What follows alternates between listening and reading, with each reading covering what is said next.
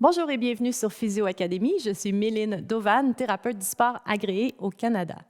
Aujourd'hui, je vous parle de la réathlétisation de l'épaule pour le geste sportif.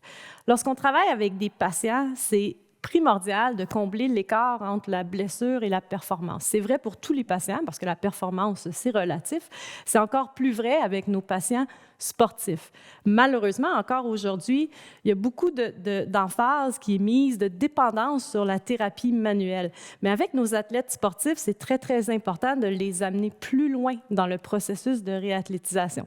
Donc, cette autonomie-là du patient est encore plus importante. Ça me fait penser à une citation de Carol Lewitt, qui était un neurologue très réputé, qui avait dit « La réadaptation consiste à montrer au patient ce qu'il peut faire pour lui-même ». Et c'est vraiment ça qu'on essaie de faire. Dans ma pratique, j'ai travaillé beaucoup avec, par exemple, les lanceurs au baseball, mais quand on parle du geste sportif, le geste de lancer, c'est le même geste pour frapper un ballon de volleyball, le geste de lancer au handball, les sports de raquettes et tout ça. Et c'est encore plus vrai pour ces patients-là de les amener plus loin dans leur réathlétisation et de leur construire des programmes de réathlétisation qui vont faire en toute autonomie, mais qui les amènent bien au-delà de ce qu'on a l'habitude de voir en cabinet, en thérapie manuelle.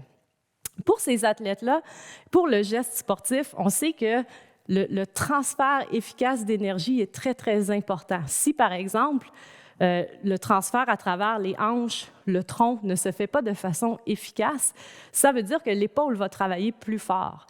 Chez les lanceurs de baseball d'élite au Québec avec qui j'ai travaillé, c'est un truc qu'on voyait vraiment, vraiment beaucoup.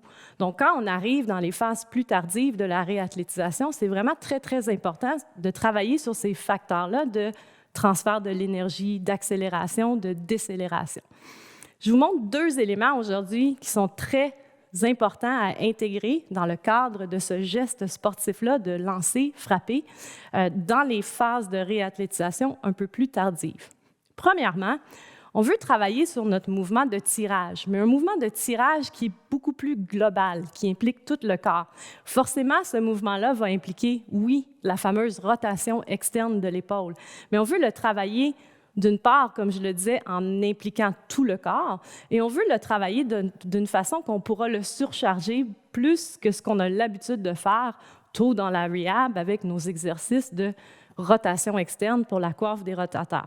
Donc, un exercice très intéressant, c'est de faire une espèce de lancer renversé, c'est-à-dire de travailler sur un tirage où est-ce qu'on va impliquer tout le haut du corps, voire même impliquer les hanches, mais finir avec un mouvement de lancer renversé, donc la finalité avec une rotation externe.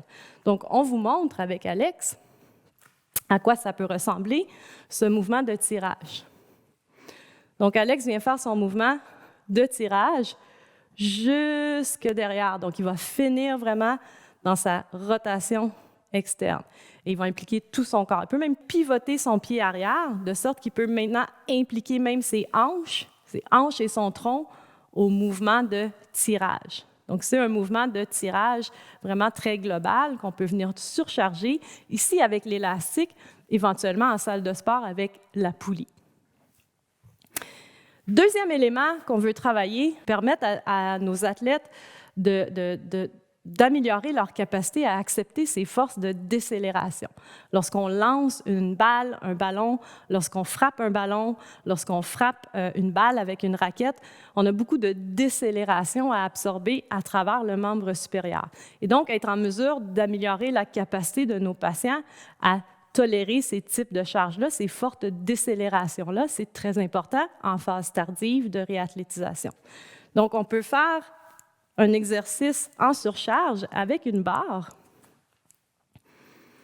en utilisant une méthode excentrique, une méthode 2-1, c'est-à-dire qu'Alex va faire seulement la partie excentrique de décélération. Encore là, il peut pivoter les pieds, décélérer avec tout le corps, et il va utiliser l'autre main pour s'aider à revenir à la position initiale, décélérer, toujours en pivotant le pied arrière, en utilisant tout le corps et les hanches pour décélérer la charge de la barre.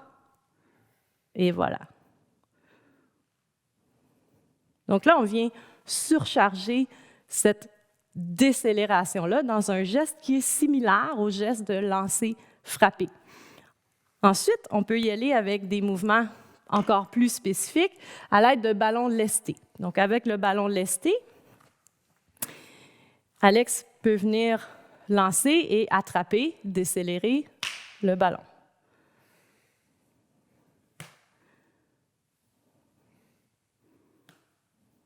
Voilà. Donc, encore plus dans le spécifique pour un geste de lancer, frapper. Donc, l'idée est toujours d'une part, renforcer le mouvement contraire. Donc, sur le mouvement contraire, on a fait du tirage avec rotation, toujours en impliquant le corps au complet, parce qu'au final, le geste sportif, oui, implique fortement l'épaule, mais c'est un transfert d'énergie qui part des pieds, des hanches, de la rotation du tronc. Donc, venir renforcer le mouvement contraire et ensuite venir surcharger la partie décélération. Parce que la réalité, c'est que oui, on va travailler, par exemple, sur notre coiffe en isolation plus tôt dans la réathlétisation. Par contre, la coiffe ne peut pas travailler seule pour absorber ces forces-là. Les grosses masses musculaires vont travailler et donc aller chercher des façons de travailler cela de façon plus spécifique en fin de réathlétisation, ça devient très, très important pour mieux préparer ces patients-là, ces patients sportifs dans les sports de frapper, lancer, aux forces qu'ils vont rencontrer dans leur sport, très spécifiquement. Alors voilà, j'espère que ça peut vous aider. Merci d'avoir écouté cette vidéo et à bientôt sur Physio Academy.